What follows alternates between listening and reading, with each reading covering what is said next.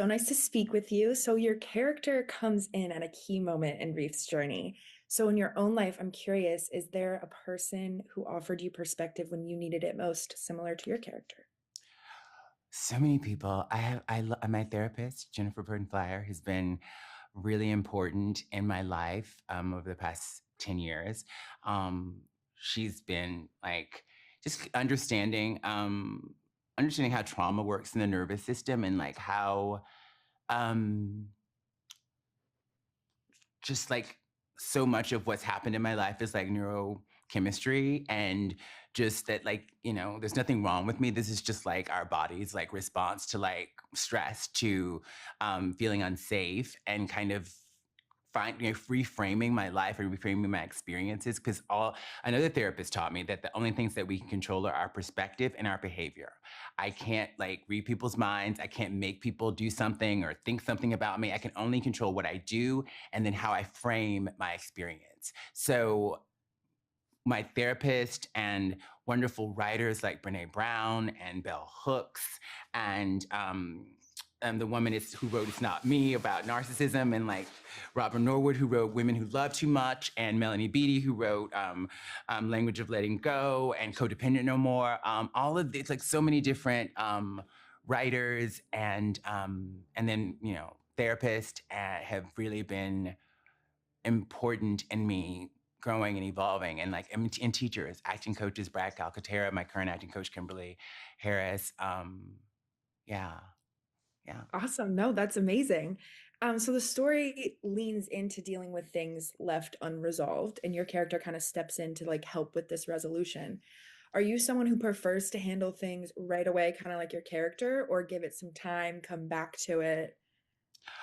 I prefer right away in theory, but I think like having an intimate relationships, having a difficult confrontation, I hate being in a like romantic relationship fighting and I don't fight with my friends. Like I don't the people who are closest to me, I don't fight.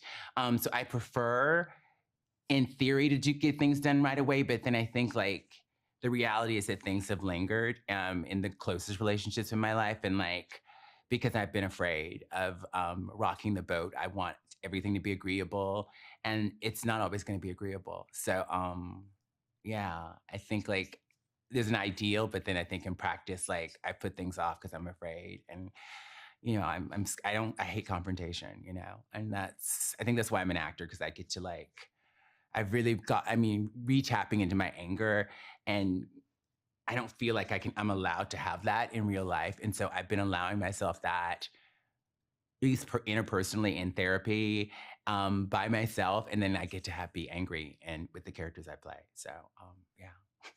Yeah, that's all. No, I love that. So the film also touches on reconnecting with people from your past.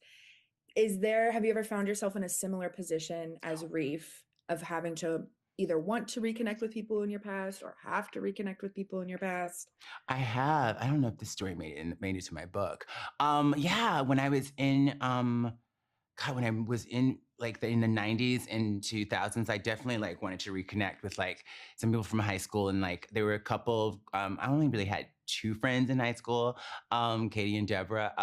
And then like, acquaintances. So there were a few people I ended up reconnecting with in New York as an adult. And that was cool. And it was cool for them to see me evolve into myself. And it was cool to see where they ended up. And yeah. And then one of the guys I ended up like, yeah. Anyway.